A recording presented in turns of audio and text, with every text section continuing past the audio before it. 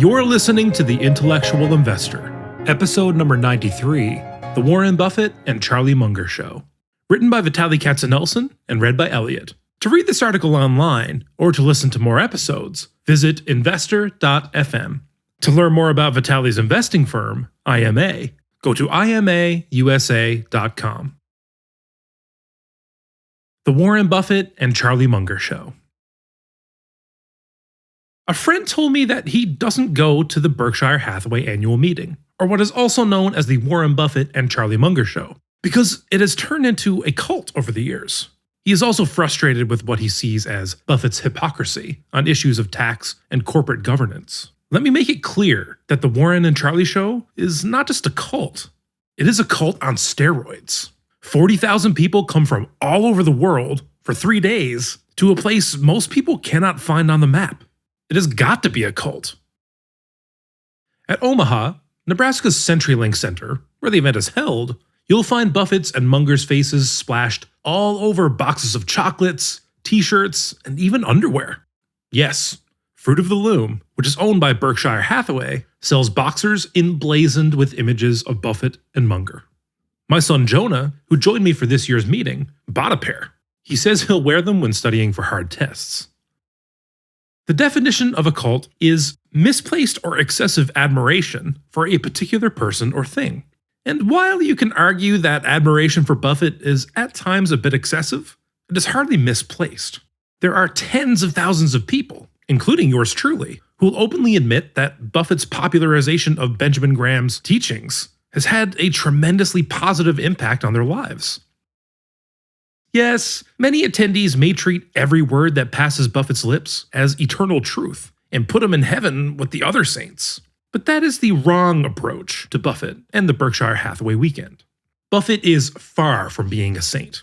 He is as flawed as anyone else. But that doesn't make the Warren and Charlie show less worthwhile. Despite having gone to this event for 8 years in a row, every single time I learned something new. You just need to have an open mind and be willing to listen and learn. Here are some of my takeaways from this year's weekend in Omaha. On the question, how do you make friends and how do you get people to like you? Buffett responded, you should get smarter about human behavior as you move along. Try to list the attributes you see in people you like and try to change your behavior accordingly. Buffett was asked about which stocks or other assets do well in times of high inflation. He answered, companies that buy assets only once. In other words, companies that have significant fixed assets and small incremental capital expenditures would fit the bill. A few years ago, when Buffett was asked the same question, he offered a different answer. Companies that have royalties on someone else's revenue. Visa and MasterCard are perfect examples. As prices go up, the fee they collect from the transaction goes up too. A franchisor like McDonald's would be another example. Buffett on the stock market. If we get normal interest rates, stocks will look expensive. Both Buffett and Munger were puzzled about today's global economy. Buffett said, quote, we've done a lot of things that weren't in my economics 101 class, and nothing bad has happened except that people who have kept their money in savings have gotten killed. But it's hard for me to see that if you toss money from helicopters, there isn't inflation. But I've been surprised by what has happened.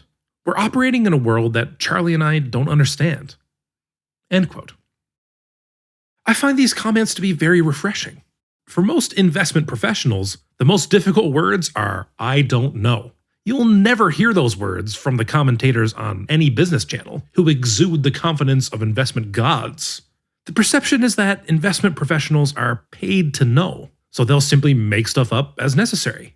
It takes a lot of self-confidence and intellectual honesty to say those 3 words in front of an arena full of people who've trekked thousands of miles to download your wisdom.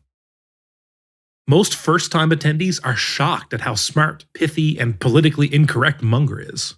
Over the years, Buffett has become a TV personality, but Munger is fairly private, and thus most people don't know much about him. Buffett is usually quite politician-like and very diplomatic. Munger is too rich and too old to care what other people think of him. He tells it like it is. Here are some of my favorite quotes from Munger. On why value investing will not go out of style. Who in hell doesn't want value when they buy something? Warning on unintended consequences of hyperinflation. Without the Weimar hyperinflation, we'd have had no Hitler. On macro forecasting. Macro predictors get a lot of airtime, but not much more. The trouble with making economic pronouncements is people grow to think they know something. It is much easier to just say you're ignorant. On this question, Buffett had a pithier response. Every company that employs an economist has one employee too many. On multitasking. I am so stupid that I have to think about one thing for a long time. I can't multitask my way to glory. I would encourage everyone to listen to this speech Munger gave in 1955, The Psychology of Human Misjudgment. I have listened to this speech probably 5 times. Buffett could not miss an opportunity to throw a jab at modern portfolio theory, or MPT, when he was asked whether it's worth going to business school. You'll pay $30,000 a year to learn that you should not value assets, as the market values them for you. Munger said that, if people were not often so wrong, we would not be so rich. Personally, I have a theory that the reason schools still teach MPT is that it's teachable. Let's say you're a dean and you have an investment class that needs to be taught. You can try to bring in a practitioner to teach this class, but not all good practitioners are good teachers. But with MPT, you can take a physics or statistics professor, anyone who is good with formulas and numbers, give them a book, and in a few days they'll be MPT and investment experts. MPT is taught despite all its flaws because it is elegantly laid out in simple formulas that are all wonderfully interconnected. Also, it employs a lot of Greek symbols and thus glows with an air of scientific sophistication.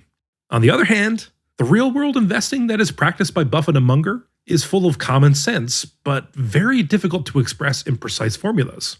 It is fuzzy and ambiguous. Try to teach that in a classroom. Buffett's and Munger's agility and stamina are quite amazing. Buffett is 85 and Munger is 91. Both sit on stage in a huge arena and answer questions from 9 a.m. to 3:30 p.m., taking only a lunch break. I am half their age.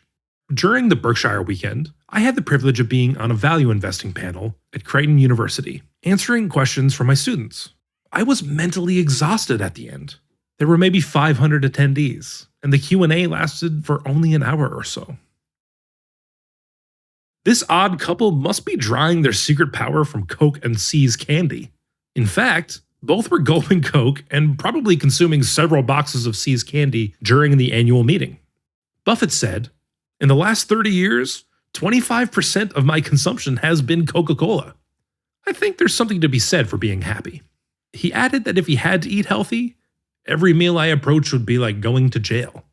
To which Munger added, "Sugar prevents premature softening of the arteries, and if I die a little early, so be it, because at least I won't be drooling in a nursing home." This was the most insightful commentary my 14-year-old son heard at the event. My wife and I don't allow our kids to consume soda on a daily basis, only on special occasions. I can envision Jonah quoting both Munger and Buffett the next time he asks me to buy him a gallon of soda at the movie theater. Thank you, Charlie and Warren. Thank you for listening. This and other investment articles by Vitaliy Katzenelson are based on value investing principles that were first brought down from the mountain by Benjamin Graham and later were popularized by Warren Buffett. To learn more about these principles, visit investor.fm and listen to the first episode of this podcast, titled The 6 Commandments of Value Investing. To learn more about how Vitaliy's investment firm uses these principles to create low-risk, long-term oriented portfolios, visit imausa.com. Enjoy life and prosper.